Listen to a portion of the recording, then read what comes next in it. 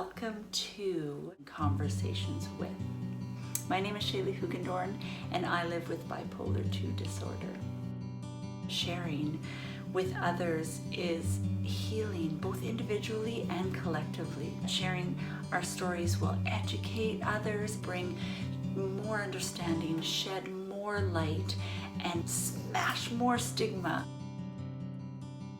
Our voices need to be heard.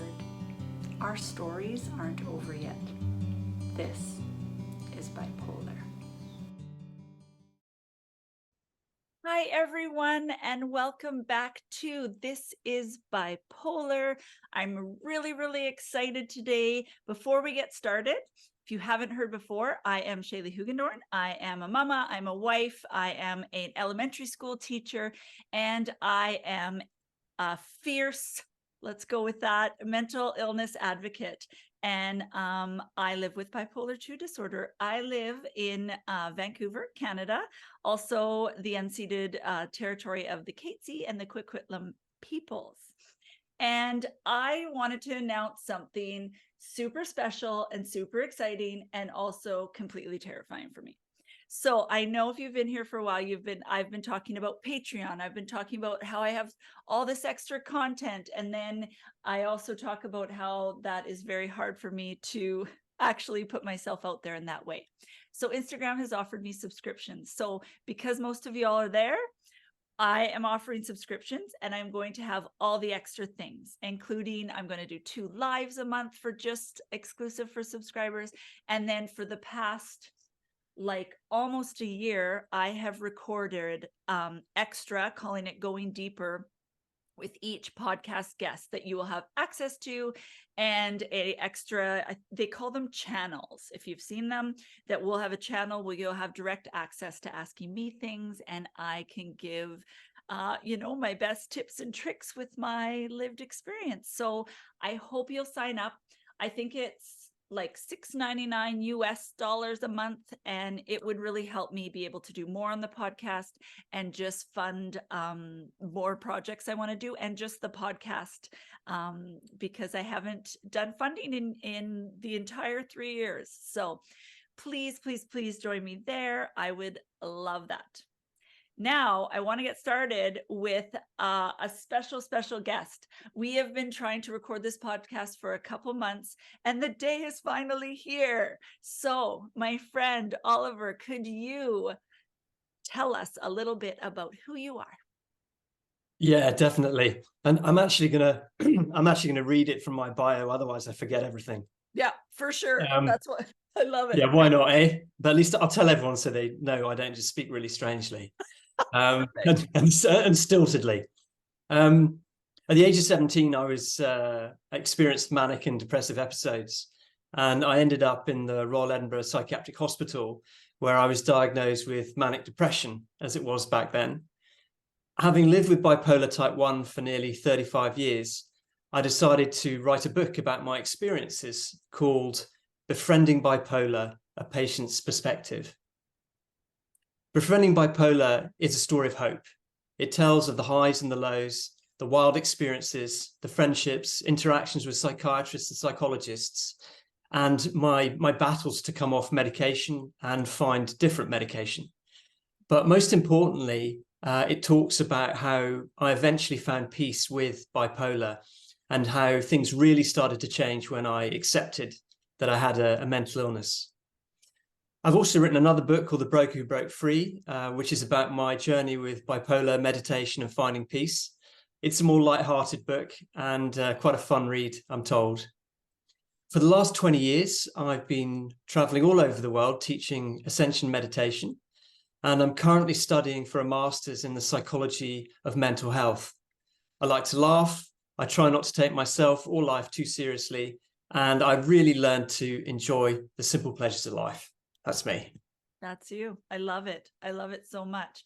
I am really excited to tell people more about your book. As you can see, if you're watching, I'm holding up the book and I have a whole bunch of pages folded. And if you're listening, that is what it looks like. I would love to, and if you wanted the book, I'm going to put all the links in the show notes So please go follow Oliver and get the book and read it. I have read a lot of memoirs, like a lot of bipolar memoirs, and I can say this is very, very, very well written.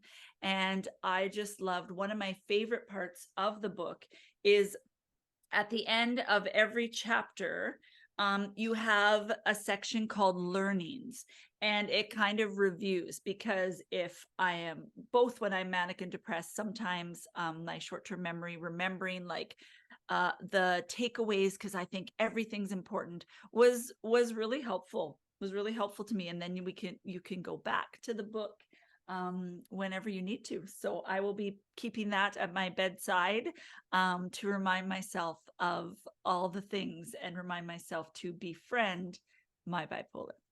So to get started, Oliver, let's start from the beginning, because it's becoming more more common to be diagnosed earlier. But at your age, it wasn't like, they weren't diagnosing or giving the diagnosis, at least over here, to teens, etc. So I would love to hear, let's start from the beginning, when you started to notice that something was different, and what led up to your diagnosis. Well, I noticed when I was very small that I found it really hard to relax, and I was really quite neurotic. I was afraid of a lot of things. I had a lot of confidence, and I could kind of hold the attention of a room, and I loved showing off. And so I loved that kind of outward side of life, but there was also a lot of insecurity with it. And as I kind of grew up, I noticed that my friends could relax, but I never felt I could relax. I always felt my mind was on the go, on the go, on the go. And I was afraid a lot. I sort of learned to push through it so that it didn't affect my life too badly, but I experienced a lot of fear. And then I think when I got to about 17, I was in my last year of school, and we have these big exams in the UK called A levels. And I should have spent the Easter holidays doing some revision and kind of preparing for these exams. But I started to think that I was really far too clever to need to revise. And of course, I do brilliantly, and I was very gifted, and having even more overinflated thoughts than I usually had about myself back then. And that then continued, and I went back to school, and about 2 or 3 days into the term, it just hit me. It was like, oh my God, my first exam is in a week, and I haven't opened up any textbooks. And so this kind of, what had been a really fun, euphoric, enjoyable mania that had built up and built up and built up, it kind of crashed into what I call in the book, I call an agitated mania.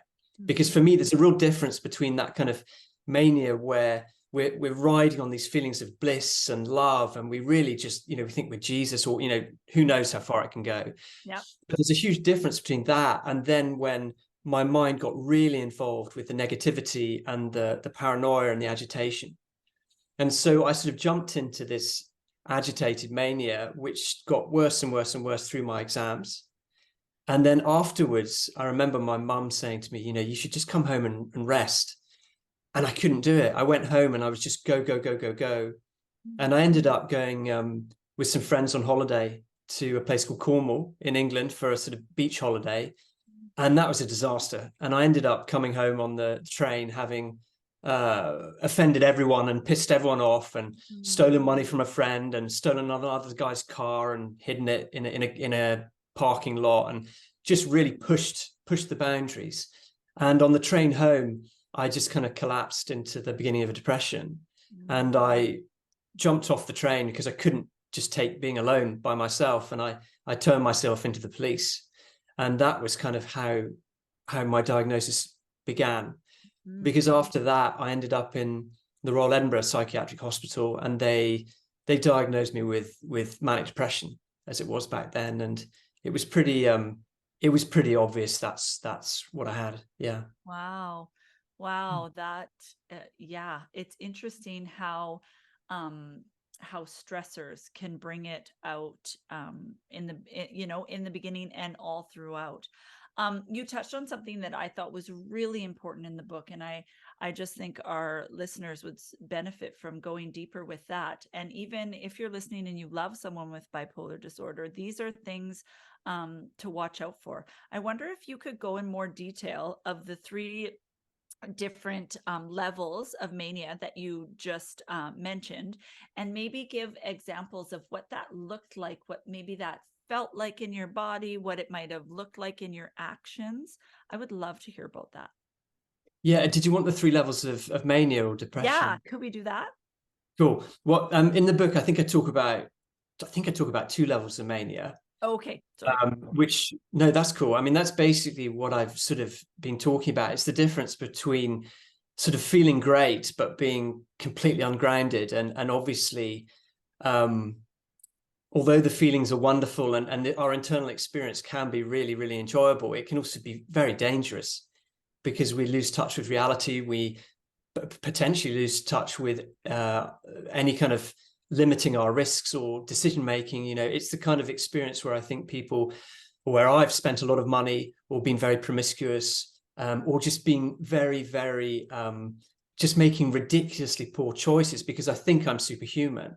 Yeah. So that's one. That's the euphoric mania that I write about. And then the second one is the agitated mania, which I think is it's probably quite close to a mixed episode, but it's where we have this exaggerated ideas of what we can do and what we should be doing, but there's a lot of internal pressure and it's not really an enjoyable experience. It's more like our mind is just hammering us and hammering us and hammering us. And in those states, I found it very, very hard to deal with life, but I had all this energy. So in some ways I was depressed because I really did not like myself at all. And I didn't like being alive, but I had so much energy. So I would try to go to sleep and I couldn't. And, I'm sure a lot of people can relate to these experiences. Yeah, for sure. For sure. And yeah, I love how you talked about how it can be like beautiful and exciting. And, it's just, I've heard that actually in brain scans or sciencey stuff, I'm not sciencey, that your inhibitions have just lowered, right? So maybe we've had these thoughts before or these ideas, maybe, oh, I'd like to, whatever, we think that even without experience, we could 100% do that. And I was wondering if you would talk about how some of the ideas that you had about yourself during this time, because I know you talked a lot about just having the secrets of the universe and thinking everybody was wrong and maybe thinking that you were a god or Jesus. Or I would love for people to understand and just hear about your experience with that, because for some people it sounds, so way out there, and it is for, a neurotypical brain, but this is actually really common with bipolar 1. And I have experienced, because I have bipolar 2 with hypomania, I've experienced it on kind of a smaller level where I thought I was a famous like matchmaker. And so I went like literally knocked on neighbors' doors, a couple of them, and like matched them with other neighbors and like tried to sit them down. And it's so embarrassing now. But I was convinced, you could not tell me otherwise. Or it's very hard to talk to someone that's hypomanic or manic about their outrageous ideas, because we just think, oh, they don't know the secret, or they're not as intelligent or whatever. Could you tell us like an actual experience of because you write about some in the book that are so fascinating. Yeah, it's interesting because I've noticed I have a lot of friends and I've met a lot of people with bipolar. And it's interesting how many of our experiences are similar. It's almost like, in some ways, it's almost like an archetypal mental illness where certain aspects of the ego or the subconscious are taken and they get kind of thrust into an experience. And so some of the ones that I experienced were, for example, I knew the secrets of the universe. I understood, people in spirituality, they talk about everything is one. Well, I knew that and I understood it. And I remember trying to explain it to my dad and getting really frustrated because he didn't get it, and thinking exactly what you said. God, so stupid. Why doesn't anyone get it? Why don't the nurses get it? So there is this kind of overinflated belief in whatever I saw as true in the moment. which obviously didn't lead to particularly sort of great relationships at the time. It put a lot of pressure on that, particularly because it came with this totally unintentional arrogance, where I really thought I knew what was best. I also, I mean, I had a lot of experiences where with money, I inherited quite a lot of money from a relative. And at the same time, I finished my job in this trading company in London. So and they paid me off, to leave. And they offered everyone the money. They didn't actually pay me specifically to leave, but it could have gone that way. Yeah. But basically, I had something, I can't remember what it was, but it's probably something like £250,000. And this was like 25 years ago. It was a lot of money. And rather than investing it in a house or, doing some clever stuff with it and enjoying some of it, as I had previously been, I'd always been quite good at saving. I just decided I'm going to live on this. I'm going to give it away. I'm going to sponsor things. And I was just completely irresponsible with it. And I firmly believed that as soon as I spend the last pound, more will just arrive because I'm special. I'm gifted. I'm kind of almost Messiah-like, So, and the funny thing was that was a hypomania. So all that time I was functioning fine. So no one noticed. They just thought, well, he's happy. This is great. We're not going to complain about that. And other things that I would do in mania and hypomania is I'd be really mean to people.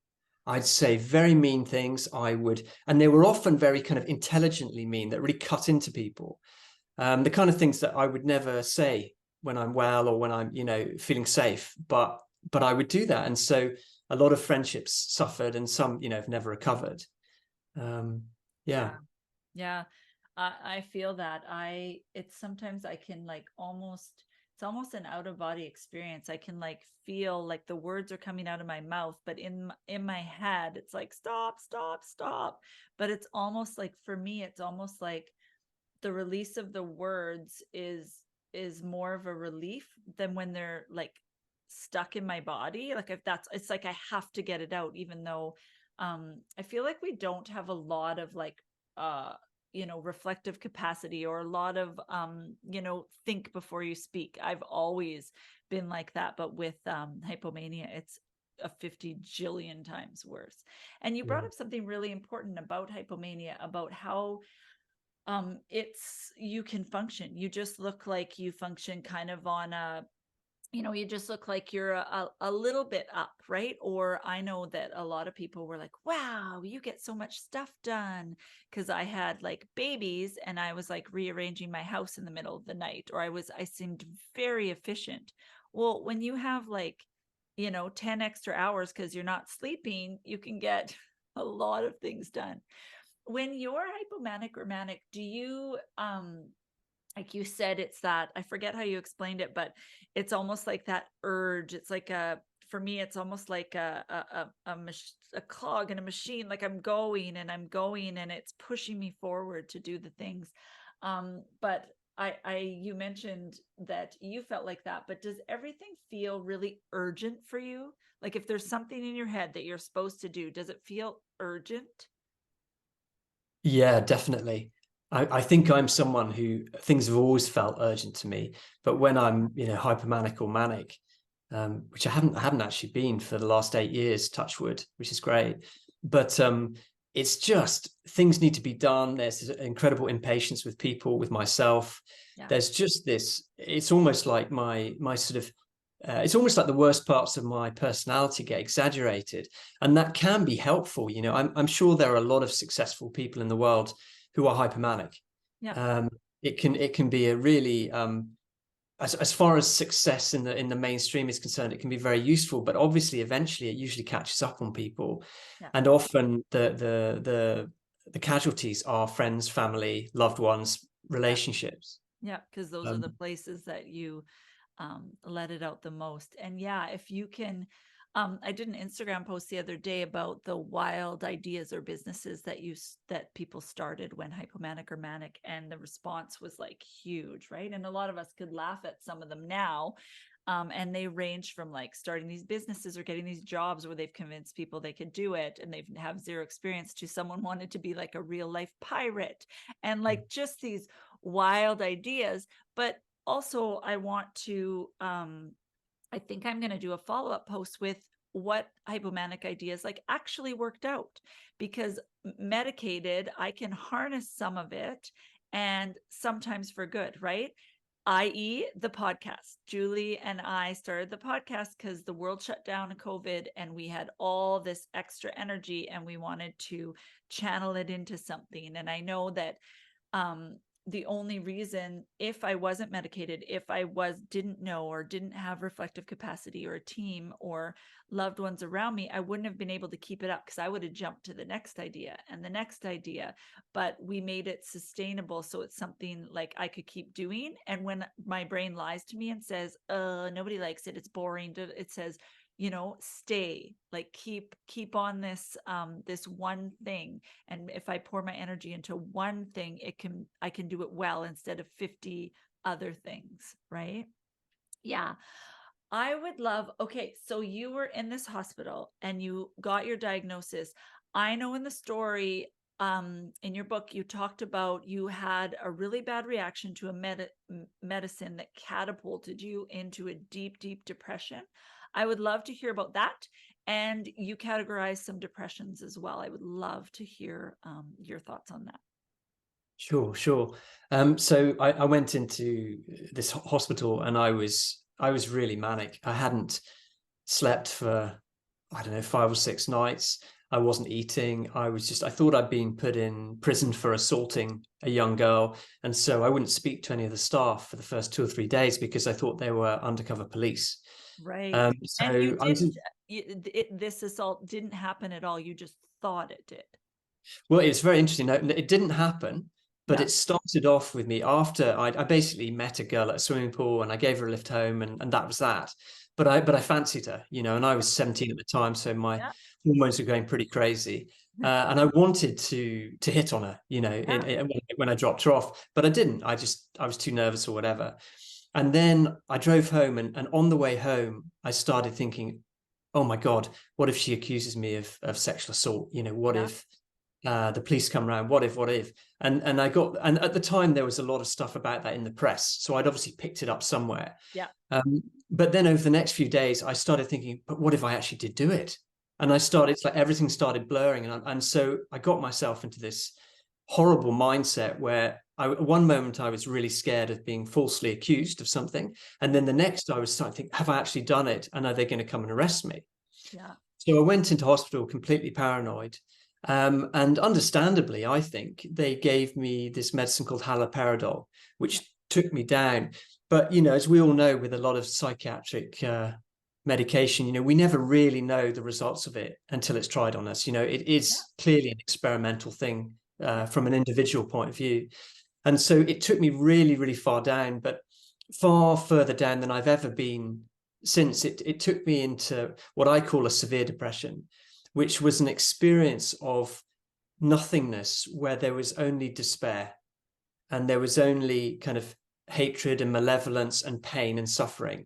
There wasn't really even anyone else in existence. It was like I was in a black hole, and no one could rescue me, and I was going to be there forever. So it was a horrible place. And I was in that place for about 2 weeks before then they started me on the antidepressants, because they had to give a break before they did that. And then for another 2 weeks, I probably went into what I would call like a moderate depression, which is where, you struggle to get out of bed. I wasn't eating. I think there was a 2.5 week period where I didn't eat anything. Wow. And they were going to put me on a feeder, force feed me. But fortunately, a friend who's a social worker, she came and she managed to sort of basically snap me out of it and get me eating. But as the weeks went on, the depression started to lift. It then went into like a light depression, which is much more just feeling that I've got no future, life's really crappy, but I'm not thinking about suicide. I'm not like crying all the time and thinking, everything's over. Yeah.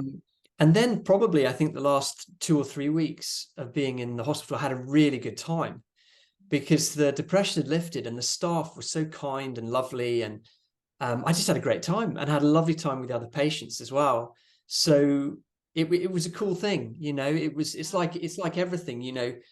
We can really, really focus on the bad stuff, or we can make sure that we give the good parts, even if they're small, plenty of attention, so that we, you know, we rewire our brains to start thinking in a more wholesome way. Yeah. I love that I've heard about so many experiences, and the ones that are good, you know, give me so much hope. And yeah, I really, and also too, I want to give a kind of like a blanket statement when we talk about medications on here. Different people have different reactions to things, and that doesn't mean that you shouldn't try it if your doctor you know, tells you to. So I just want to say Oliver's experience with those medicines might not be your experience. So please don't be afraid or think that we are, you know, bashing certain medications, because everybody's chemistry is a little bit different. So I just want to say that, because I don't want to influence. We are not medical in the medical field at all in that way. You talked about those. One of the so you've talked about the mania and the depression. I would like to, because in the book, oh, actually, first, there was a part about the depression that I wanted to read. Okay. Just to show Oliver's great writing. Okay. So I'm just going to read a little paragraph. So it said, a heavy cloak of endless misery was thrown over my head, and I became suicidal, loathing myself with every ounce of my being. A fog of despair suffocated me with hopelessness. I just felt that so deeply. As it whispered hatred in my ear, I had nothing to live for and no hope that my suffering would ever end. I was caught in the jaws of a medication-induced depression, an indescribably awful place to be. All sense of time vanished, which meant I was trapped in this horrifying experience forever. I had no idea if 10 minutes, 3 hours, or 3 days had passed, because my mind no longer worked. I couldn't muster any good memories to cheer me or imagine a happy future to look forward to, just an eternity of pain.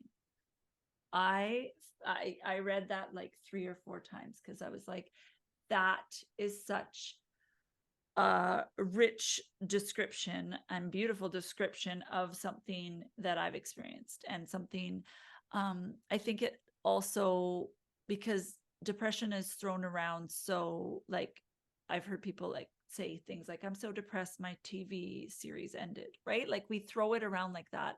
And you know, we see, okay, you know, people have a couple days where they can't get out of bed, that, but I think that just described how all consuming a major depression can be. And yeah, so thank you for that, for giving language to something that so many of us experienced. I just felt completely seen in that part of the book.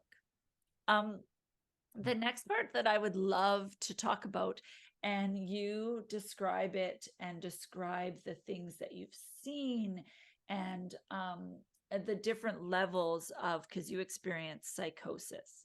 And could you tell us about that? Tell us some of what that looks like in your life, maybe situations where things happened, and why you didn't, you know, reach out for help during those times, or, you know, were in a space to even know you needed help. Could you talk to us a little bit about your experiences with psychosis? Yeah, sure. One of the things that I found with bipolar is, and again, yeah, this is for me. I'm not a doctor or anything like that, so I'm just sharing what I've experienced. Yeah. But one of the things I found is that often we don't really know what's going on with us until we've been through an experience, and then either we go through it with a psychiatrist, or we just somehow internalize it and deal with it, or whatever. And so, for example, the first time I experienced a mania, I had no idea that I was going manic. I'd never even heard of mania, never heard of manic depression. I mean, I thought manic depression, you know, was something that, you know, crazy people in a lunatic asylum, you know, in the 1800s experienced. I didn't ever think that would happen to me. But with psychosis, it's very interesting, because the first probably 10 to 15 times that I experienced psychoses, it always crept up on me. You know, it always just started to creep into my life as an extension of what I already thought. One of the things that was very common for me with psychosis was there was usually a lot of fear. And so, for example, I remember as a kid, I was very afraid of bears and wolves under my bed, pretty natural thing for a kid to be afraid of. But then as I got into my teenage years and I started to experience psychosis in my 20s, I noticed that just small things like being afraid of being run over, or being afraid of being mugged, or being afraid of getting cancer started to become more prevalent in my thinking. And with this, at the start of my psychosis episodes, I guess this was probably in my 20s, I think, they were just what I call thought-based psychoses. And thought-based psychoses are basically stories in our head that we tell ourselves. Now, pretty much everyone on the planet has stories in our head that we tell ourselves. But the difference with a psychosis is when it really becomes reality. And we can't sit back and either observe it happening, watch our mind going, or talk to someone about it, So, for example, for me, I started getting worried about vampires and werewolves around Halloween, and I often had a psychosis around that time. But at the start, the first 2 or 3 years it happened, I never sort of told anyone because it was real and it was terrifying, and I was almost sort of struck dumb by the experience. But then once I realized, I obviously ended up on antipsychotics and I stabilized. And then, year 4, 5, 6, if I even started to get a hint of a weird thought about vampires, I would just say to my wife, look, I just had a couple of weird thoughts. I'm going to give it a day. And if they continue, I'm taking the antipsychotic. Yeah. Because that was the agreement I had with my psychiatrist, and it worked really well. And so I guess what I would say about a psychosis is it can be an obsessive story or thought patterns about almost anything that we really believe, and starts to warp our way, the way we see the world in a way that is often very unhealthy, and in a way that removes us from the normal, if you like, or the atypical, or the typical, sorry. Yeah. That's what I would say. Wow.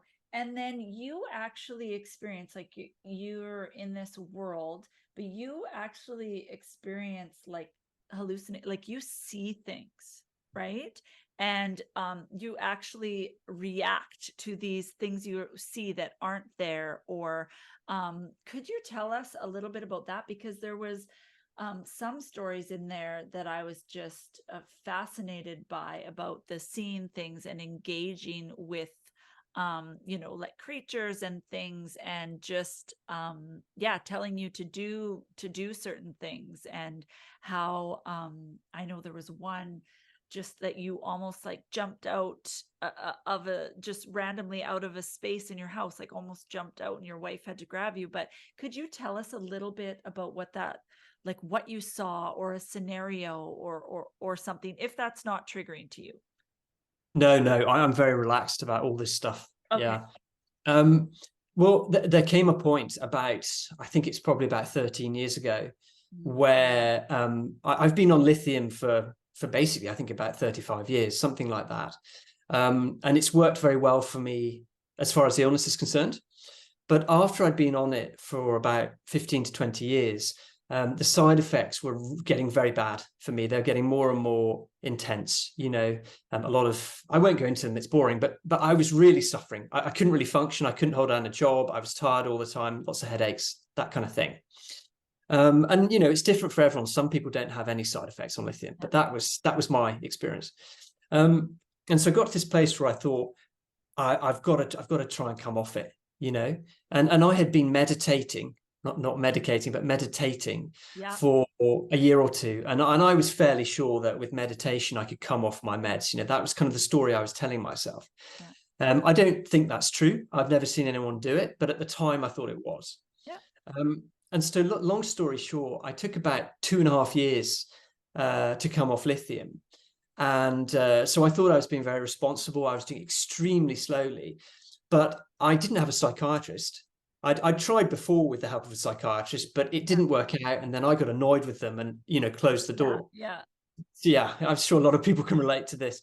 And so I ended up basically trying to do it myself, just with the help of a few people around me. And again, I thought I was being responsible. We had other healers involved. It wasn't like, oh, I'll just stop taking my meds today kind of scenario. But looking back, it was extremely foolhardy. because I didn't have like the proper psychiatric support, which is so necessary, particularly if something goes wrong. Then they can hopefully get straight into hospital, or they kind of know what's. Yeah.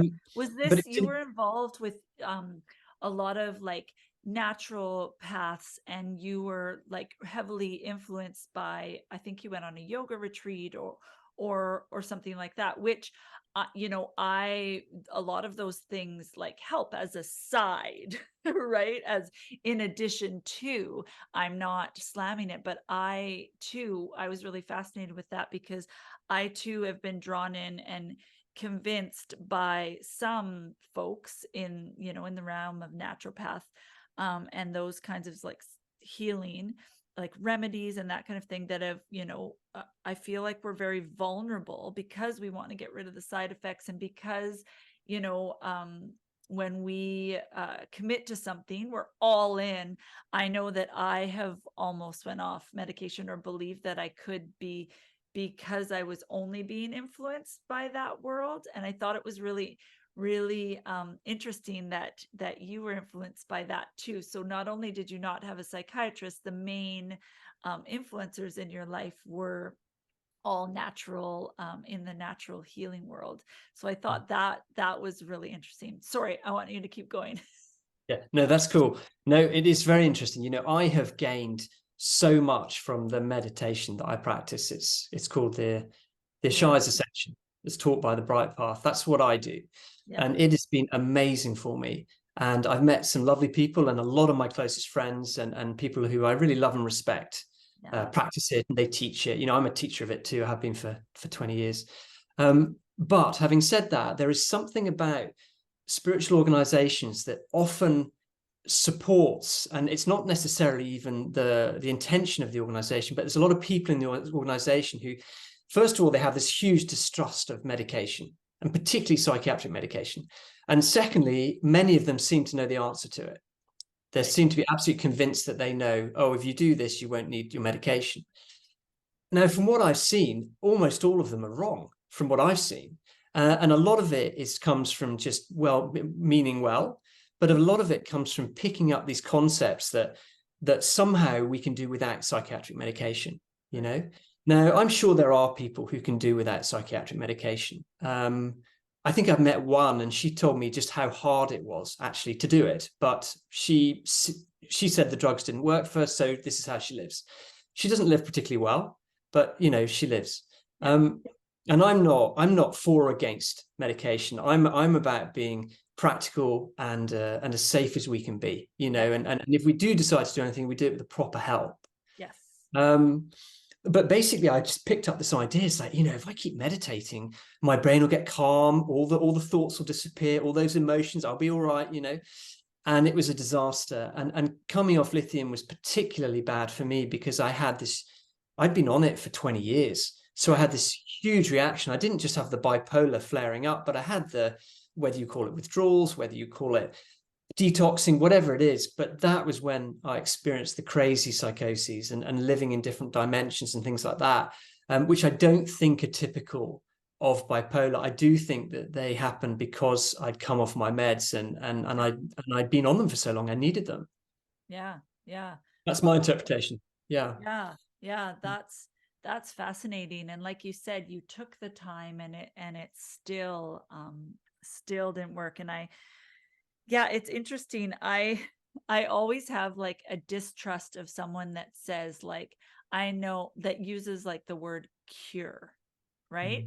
Because I know that it took me years, and I guess that's a part of me befriending my bipolar, is even though it sounds like it wouldn't be comforting, knowing that it is like chronic and incurable helped me stop trying to find a cure, and more looking at how I could work alongside my symptoms, or just try to manage the best I can, because I think I spent a lot of time, and it gave me a lot of heartache, thinking that I could get rid of all of it. And that if I was, even if I still had the thoughts, I was failing. There was this magic place that I could could get to. And once I didn't have the focus on that, or I know a lot of us, and a lot of questions I get is, how long will I be on meds? All of, how, all like a goal, right? And I tell folks, like, because of how stable or more manageable my bipolar is on meds, I will take it forever if need be, right? And once I was able to release that more, healing, I call it a healing journey, because we're always healing. And it's a lot of times with bipolar, it's like, 2 steps forward, 7 back, depending on where you're at. I don't know, that was kind of freeing to me. So in the book, so was that the first time? Because I know you tried to come off lithium more than once, correct? Yeah, the first time I came off it, I ended up in a mental hospital in Australia. Yeah. That didn't go well. And then I think I tried it once more. And then there was the big time that essentially I lost like 4 years of my life. It was really bad, because I got into that mindset that you were talking about, where I was sure if I just kept going, I could do it. And I kept being assured by these sort of health people that if you just keep going, and it was a horrible experience. And ultimately, I mean, the only really good thing that came of it was I gave in to being bipolar. I gave in to being on medication, and I accepted it. And like you said, then in accepting it, all this cool stuff started coming that didn't cure me. It didn't, get me off meds or anything like that, but it made life easier and better. And allowed me to experience a lot of peace with it, and now I still have a lot of struggles physically. Concentrating is difficult. I get a lot of headaches. I'm tired a lot of the time, but primarily because of the experiences I've been through, and also because of meditation, I've managed to find peace. And I've kind of let go of the really ambitious Ollie and the one who has to find a cure and has to change things. And almost like the activist part of me has just chilled. Yeah. And so now I live what I think is a fantastic life, just pottering about, doing a bit of work here and there, not doing too much, getting out in nature, just really wholesome stuff. Which I would have hated when I was 20, because I'd have thought it was so boring. Right. Yeah. We're always reaching for the excitement. I know I struggle with this idea of wanting to be, even when I'm, euthymic or symptom free, I just want to be, there's this underlying thing that I want to be like extraordinary, or I want to leave my, this beautiful mark on the world. I want to, like fight for a lot of human rights things, which I do. I do go to marches, and I do things, but I just feel I get stuck sometimes. And actually I've noticed it creeping in again, these thoughts, just that I'm wasting potential, right? Because a lot of times I've had to really rewire my brain with this. A lot of times I think, I get caught up in capitalism and the production of things, right? Producing and being efficient, and those types of things. I get so caught up in that's what I should be doing. And I noticed that I was comparing what I was doing now that felt like not a lot to what I could do when I was hypomanic. And you cannot compare those, right? Because you're doing those things unwell, right? So what you're saying, you're choosing simple and wellness over this striving, which I think is, it's really, really, really beautiful. And I love that so much. Well, I have a perspective on that. Yes, tell me. So in this world, we're very much taught that thoughts and not thoughts, that words and action are really, really important. That's what we're taught. And if you look at anyone who's perceived as a success in almost any area, they're doing. And I follow a lot of rugby, and I know they love their rugby in Canada. But you listen to the professional sportsmen and women, and it's all about doing. And if you train really hard, and it's like an epidemic in the Western world. As long as I'm working really hard, I'm safe. It doesn't really matter if I'm achieving or not, as long as I'm busting myself. But what I've discovered over the years is that who I am and who you are is much more important than what you do. Yes. And that might sound strange because you think, well, I could just sit around on the sofa all day and be a nice person. That's not going to really help anyone. And I would say two things to that. I would say, firstly, you probably won't sit around on the sofa all day. You probably will engage in things. But if we engage in things from a place of peace and acceptance, we have much more power.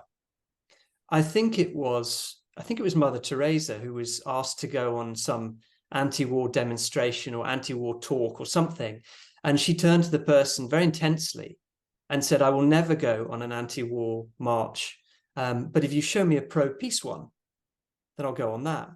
Yeah. And so she used her own internal state, which was a very wise, peaceful internal state, to recognize that fighting against things essentially is a waste of time, whereas moving towards something or encouraging people to move towards something more positive, I feel is much more productive in the long term, and you make fewer enemies. Yeah. And also you don't sort of exhaust yourself. You know, we're trained to see something wrong in the world and wrong in our lives and wrong in ourselves. Like it's beneath every emotional suffering experience we have. And I'm not talking about when we're ill now, I'm talking about when we're stable. Yeah. But if you look at the bottom of any problem you have, anything that makes you feel sad or suffer or whatever, you want to change it. Yeah. It's wrong that this has happened. And when we start to find more peace and we start to realize that life has an agenda of its own and we don't necessarily know what it is. Yeah. And when we align with that, then I think we can really, really make a difference. And primarily it's because we're not invested in whether we're successful or not. Yeah. So we might go on the peace march, but if we don't create peace wherever it is, that's okay. That's life. Yeah. Yeah. Yeah. Wow. That's powerful. I was thinking about that, about, you know, moving towards peace. And I was just thinking about how, just how much more vulnerable we are to getting lost in these thought patterns, right? Getting lost in the negative thought patterns. In fact, like even I have like every you know, adverse child experience, and I didn't have super traumatic, big T traumatic childhood, but I remember all the hard things. I remember, like, if I was just to talk about a lot of the things that I remembered, it would sound like a terrible childhood because that was how the lens in which I saw it through.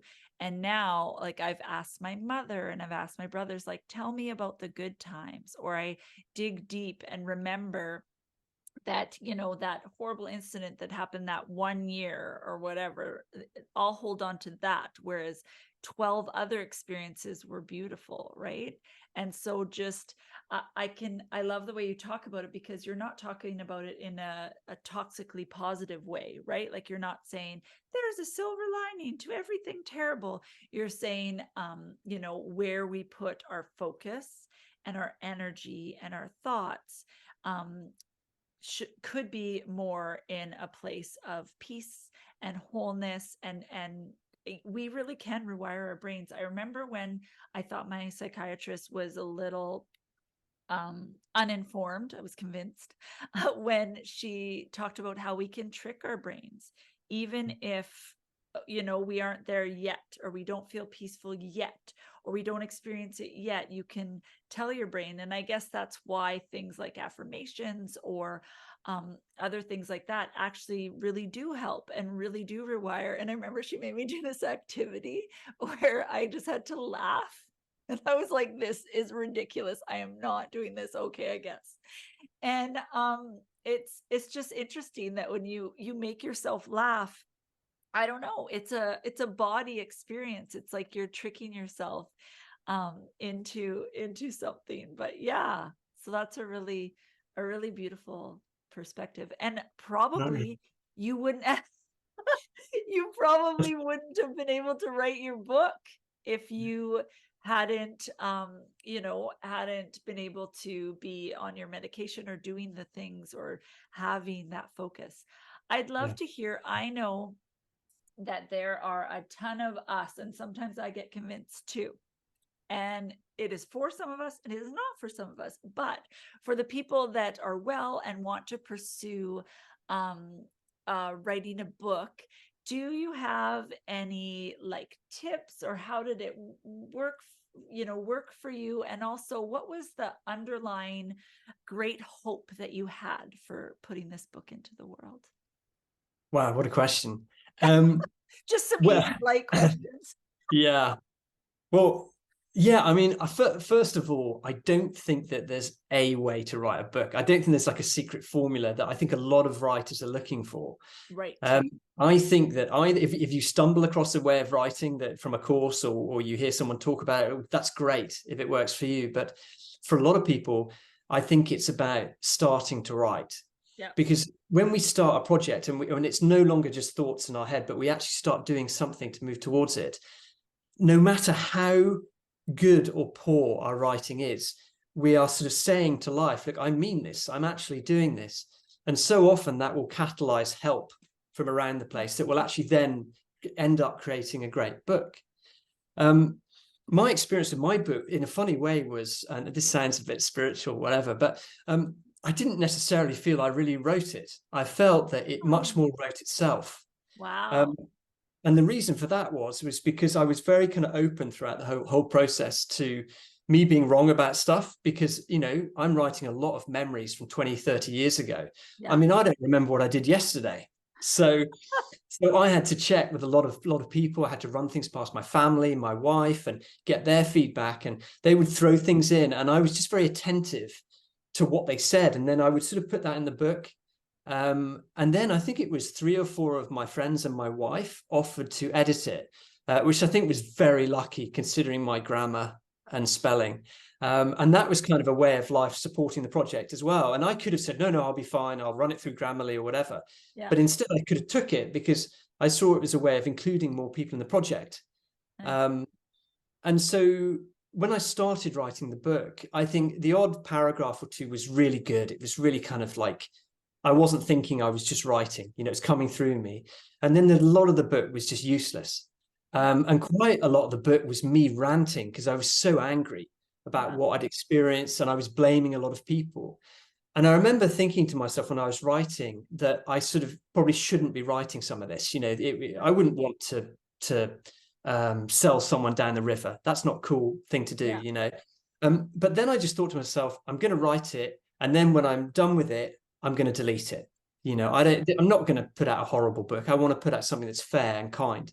And so I did that. And so there were all these different processes happening at once. And so all I really did to write the book was sort of start writing and keep going and not get too caught up on it being perfect. Nice. I have a feeling that in a lot of the Western world are perfectionists. I mean, it's ridiculous how we are. But I have a feeling that a lot of bipolar people, maybe a higher percentage of people with bipolar, are perfectionists. And sometimes that perfectionism can almost bring the illness out the first time. It can be the stress. We have to. And so the tendency for a lot of perfectionists, and I'm certainly one of them, is to just keep procrastinating over the first chapter. But I made sure I didn't do that. I made sure I wrote the book, and then I went through it again, and I went through it once more, and then it was done. Wow. But getting other people's input, talking about it, was really helpful. I didn't want it to be a solo project, even though writing a book sounds like a solo project. Yeah. I love that. And I think too, like you're right, the stream of consciousness, you'll get to it might take you might have a lot of my writer friends say, like, maybe they have like 10, 11 pages, which will turn out to be 1 or 2, right? Because you just get it out. And I know some of them had, one of the tips that they gave me is a couple of my really beautiful writing friends do this thing called morning pages. Doesn't matter specifically if you do it in the morning, but they just empty out their brain, all the things right out in their brain. And sometimes, like the few times I've done it, you can pick out the nugget, right? You can pick out the truth there. And I know that for me, I can't sit and do long writing. So I spend a lot of time right, because I was like, I'm never a writer, I couldn't do this. And I remember my friends like, look at your Instagram posts, that's an idea for a chapter. And I was like, oh, so I do it in small sections and small amounts. But what I do, even with Instagram, and people probably notice half the time the grammar or the spelling, because if I don't just press post, I'm never going to put it out there, and I'm going to spend the whole day, right? And sometimes I go back and I'm like, oh my gosh, and I fix it or whatever. But if I don't just put something out there or have that movement forward, it paralyzes me.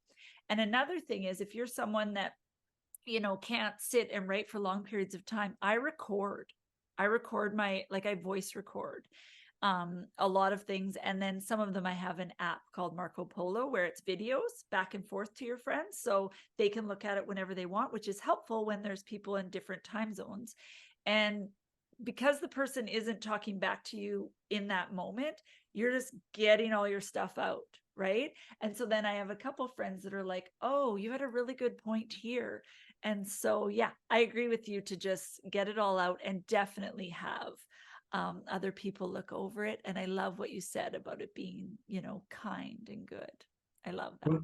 One thing I did that you just reminded me when you were talking, one thing I did, which is really fun, was I would dress up. We've got in Oslo, where I live, we've got this really, really nice cafe. It's really posh, and they've got like a grand piano, and it's great. Anyone can go in there, but it's just really posh. It's like from the 1800s colonial British, that's what it looks like, with palm trees and everything. And what I decided to do, and this will make you laugh, was I decided to dress up. I had this like nice tweed jacket, and I decided to wear nice trousers and smart shoes. And I would go down there with my laptop, and I would sit there as a writer, and I would write. And it was an order of hot chocolate, because I love hot chocolate. And it was so much fun, and it definitely helped. It was like I was kind of pretending I'm a writer. Of course I am. And obviously you got to laugh at yourself. So yeah. I look like a writer, therefore I write. Exactly. Yeah. I love it. And I you know what? And what a beautiful way to make things like fun, right? Like, that's one of my, I don't do resolutions, but one of my, kind of focuses is that I want to, like, we forget about fun and play and laughter, and about how healing that is. I am convinced that folks with mental illness, mental health disorders are like some of the funniest folks I know, right? It's just because what else can we do sometimes, right? And so I love that you did that.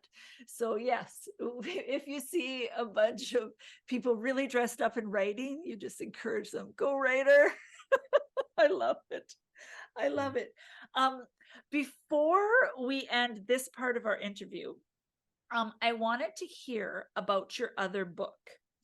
And then we are going to wrap up this interview, and we are going to go into the exclusive content, and I'm going to get Oliver to go deeper. He has just some really good, I think there's like 17 really good, beautiful points about how he has, and possibly how we could befriend our bipolar.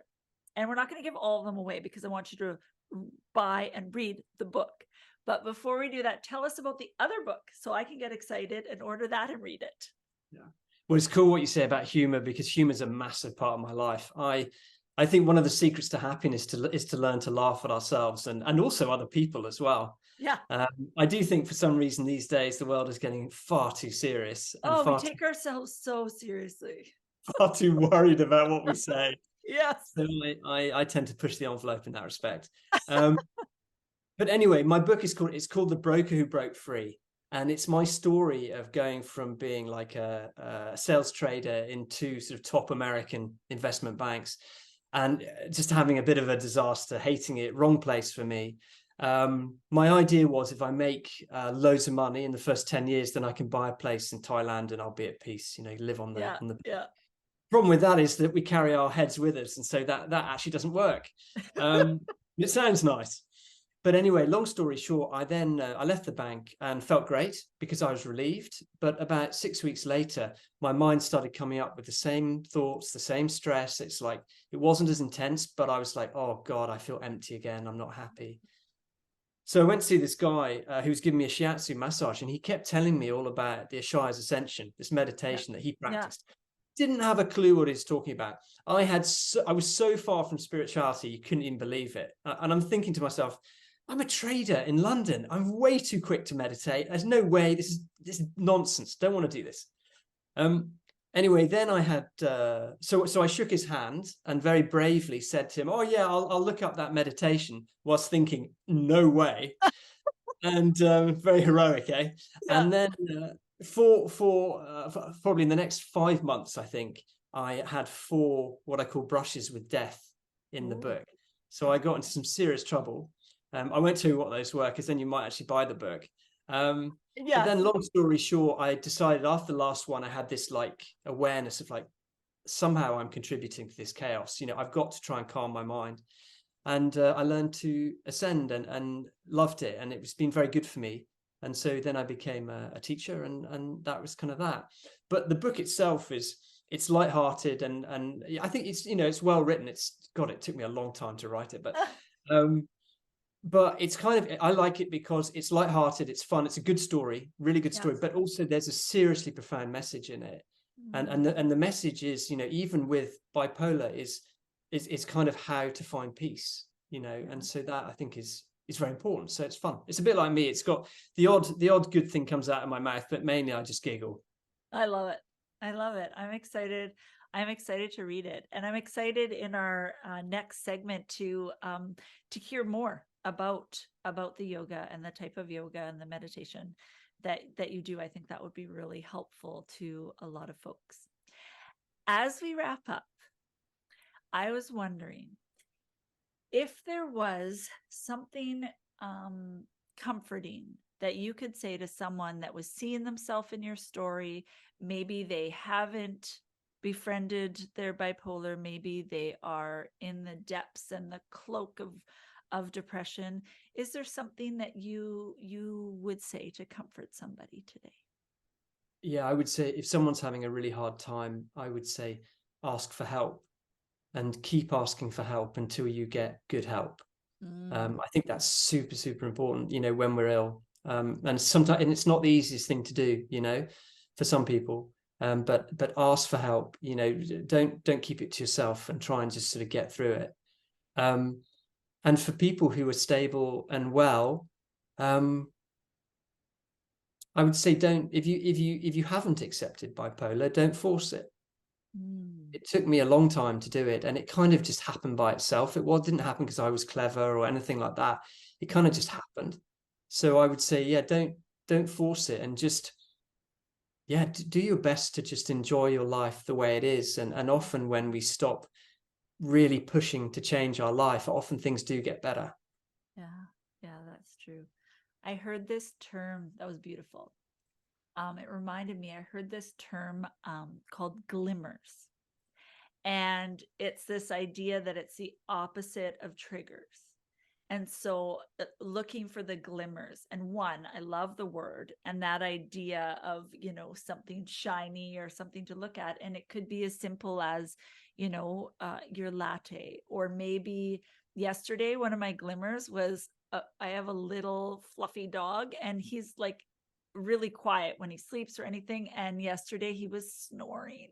And it was the most, I even videoed it. I was like, my dog is snoring. And I was like, this is a glimmer.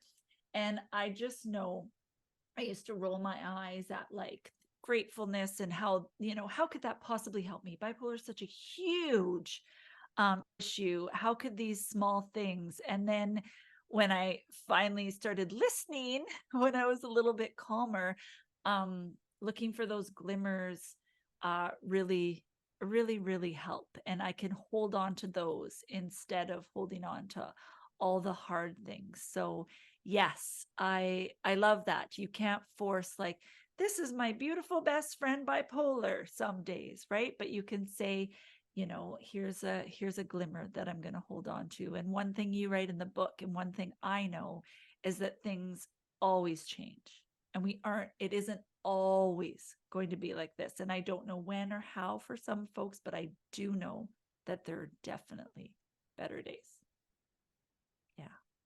And sorry, just quickly, can I quickly just say? You can quickly say whatever you'd like. Thanks. like, I think that one of the reasons why your podcast is so successful, I think actually the primary reason is because I think you have so much love and compassion, and it just comes out when you talk to people and when you share and whatever. And, you know, it's one thing to be super, super active in social media and do all the clever stuff, but it's completely different if someone has real integrity and they keep going and they come from a place of love, basically, a goodness, then eventually, you know, they might get success a little bit slower sometimes, but the long-term success, I think, is almost guaranteed, I would say. So I just want to say thank you, good on you, and I've really enjoyed being interviewed by you. Oh, thank you. That really means a lot. That really means a lot. And your love shines through in the book. And actually, there's a whole section on love and how love is transforming, and how even medical health professionals could love. And yeah, you'll have to read the book to hear about that, because that really touched my heart, because we're always looking to fix and strategies, and you know, sometimes just trying to love ourselves or finding you know, other folks to love. And so thank you for all you do. Thank you for putting yourself out there, never giving up.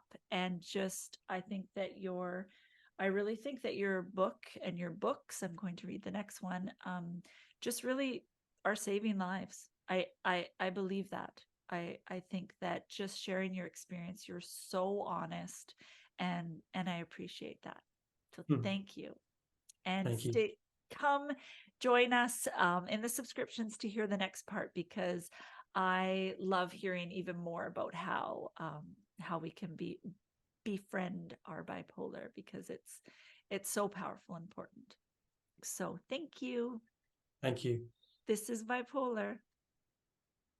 Thanks again for tuning in. You can find video versions of This is Bipolar on our YouTube channel. We also have all our previous and soon-to-be future episodes of the podcast on Apple, Podbean, Spotify, and Google Play. We spend most of our time on Instagram at this.is.bipolar. There is a vibrant community there where we have conversations and post different ideas and different strategies, and we'd just love for you to join us there. It is so helpful if you enjoy our work or think it would be helpful to someone if you could like and share and save and follow us in all or any of those spaces. If you're a listener for the podcast, if you could leave a review, we would be forever grateful. Again, thank you for being here with us. Let's get the word out. Let's share lived experiences so that we can change the ideas that people have about bipolar and help those of us that live with it feel less alone. This is Bipolar.